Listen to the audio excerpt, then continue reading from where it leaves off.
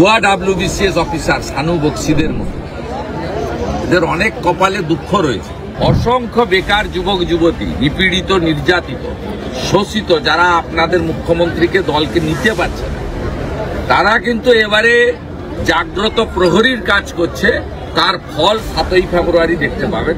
সঠিক SIR হলে 1,25,30 লক্ষ লোকের নাম বাদ দেওয়া উচিত। এখানে 100% SIR হবে না। হিন্দুদের তো ওরা বাদ দিয়েই রেখেছে। হিন্দু হলে তো নন্দীগ্রামের 9টা সিভিক ছেলেকে শুধু হিন্দু বলে ট্রান্সফার করে দিয়েছে।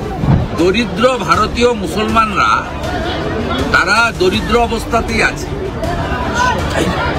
সুফিয়ানের জাহাজ বাড়ি হয়েছে, সাউদ্দিনের 4তলা পাকা বাড়ি হয়েছে। আইপ্যাকের ওই ইতরগুলো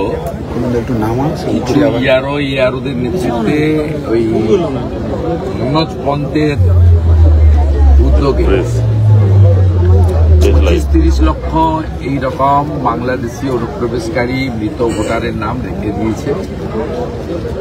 এই কারণেই ইলেকশন কমিশন সঠিকভাবে নিরপেক্ষ অবজারভার জোন ওয়াইজ এবং জেলা রাজ্যে দিয়েছে। এখনো পর্যন্ত আমরা তো ক্লোজ মনিটরিং করছি।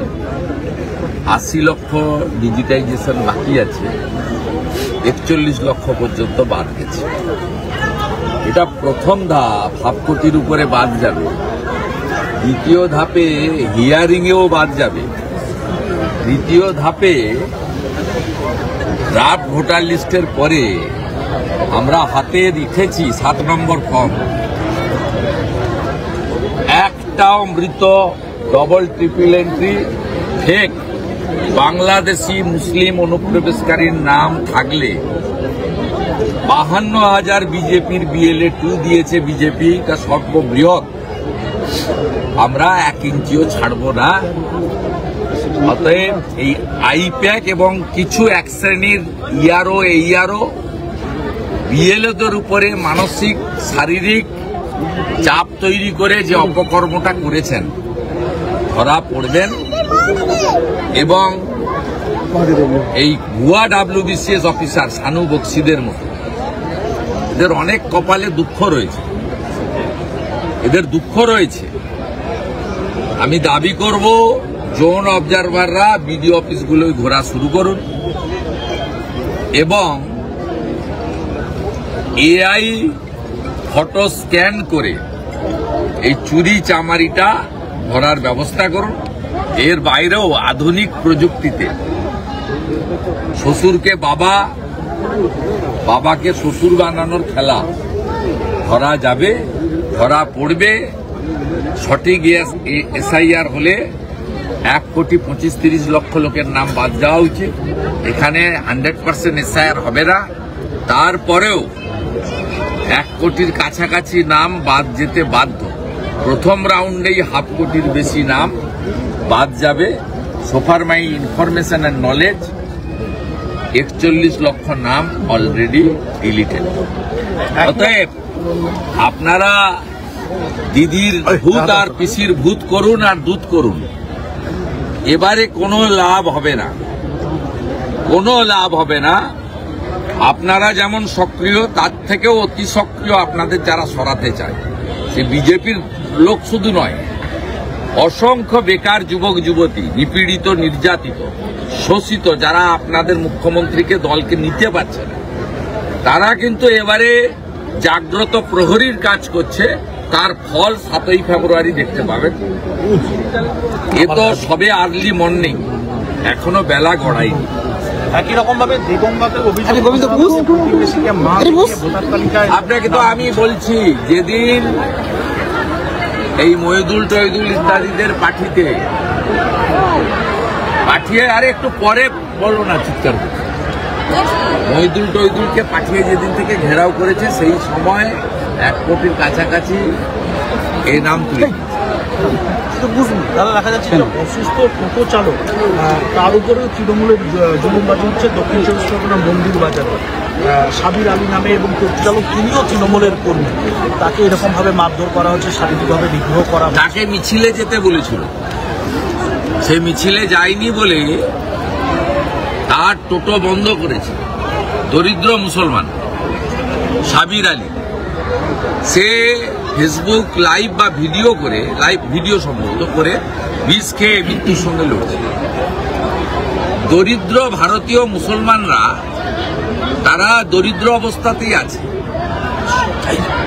সুফিয়ানের জাহাজ বাড়ি হয়েছে, সাউদ্দিনের 4 তলা পাকা বাড়ি হয়েছে, ভিখারি শামসুল 4 চাকার গাড়ি চড়ে, সোয়েম কাজীর কোনো বাচ্চা বাকি নেই চাকরি নিতে। কিন্তু যারা তৃণমূল কংগ্রেসকে আনার জন্য যে গরিব মুসলিমরা এই নন্দীগ্রামে জীবন যৌবন একটা সময় দিয়ে দিয়েছে, তাদেরকে এখন বিজেপি শাসিত রাজ্যে গিয়ে নাগপুরে, পুনেতে, দিল্লিতে, হরিয়ানাতে গিয়ে তাদেরকে মজুর খাটতে হয়, সেলাইয়ের কাজ করতে হয়, জগড়িয়া মিস্ত্রি হিসেবে কাজ করতে, এই পরিণতি হয়েছে। তারা প্রধানমন্ত্রীর পাঠানো শৌচালয়ের টাকাও পায়নি, প্রধানমন্ত্রীর পাঠানো আবাস যোজনার বাড়িও পায়নি, এমনকি ঝড় হয়েছিল আমফানের টাকাও পায়নি। এইটাই তো প্রকৃত অবস্থা পশ্চিমবঙ্গে। হিন্দুদের তো ওরা বাদ দিয়েই রেখেছে। হিন্দু হলে তো নন্দীগ্রামের 9টা সিভিক ছেলেকে শুধু হিন্দু বলে ট্রান্সফার করে দিয়েছে, যার মধ্যে 3টে তৃণমূল পরিবারের ছেলে, এই হরিপুরের ছেলেরা। হিন্দুদের কথা তো ছেড়ে দেন, এটা হিন্দু বিরোধী সরকার। দরিদ্র মুসলিমদের অবস্থাটাও কি দেখুক, এই এখানে ঘুরলেই বুঝতে পারবেন। আপনি কাজাহার রোশনকে দেখলে বুঝতে পারবেন, আপনি সামাদকে দেখলে বুঝতে পারবেন তার কি হয়েছে, অন্যদের কি হয়েছে। আপনি রুকুকে দেখলে, রুকুর বেটাকে দেখলে বুঝতে পারবেন বাকিদের কি অবস্থা হয়েছে। সুফিয়ান কি ছিল 11-র আগে, এখন দেখলে বুঝতে পারবেন।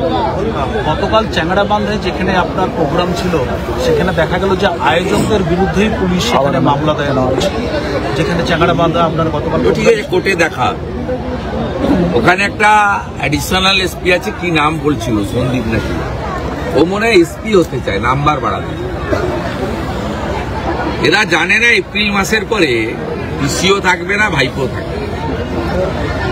আমি অনেক এরকম দেখেছি, বুঝেছেন, যারা দেখেনি তারা বুঝতে পারবে। আমি এখানে 17 জন আইপিএস অফিসারকে দেখেছি।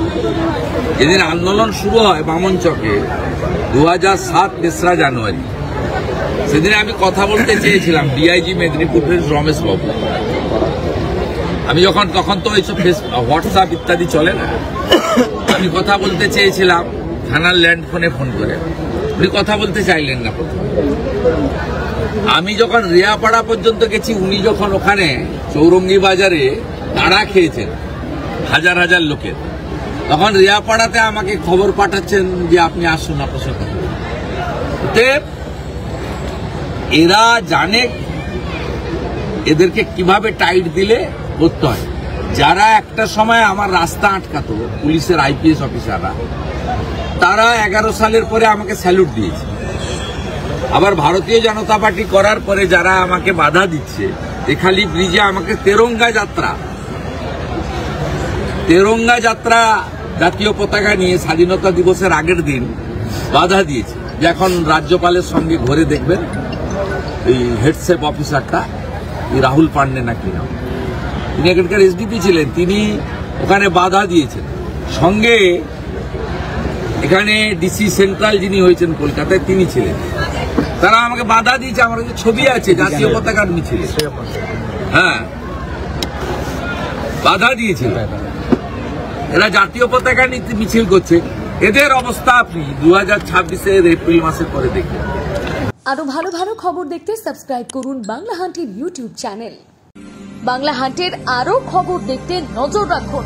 বাংলা খবর মানেই বাংলা হান্ট।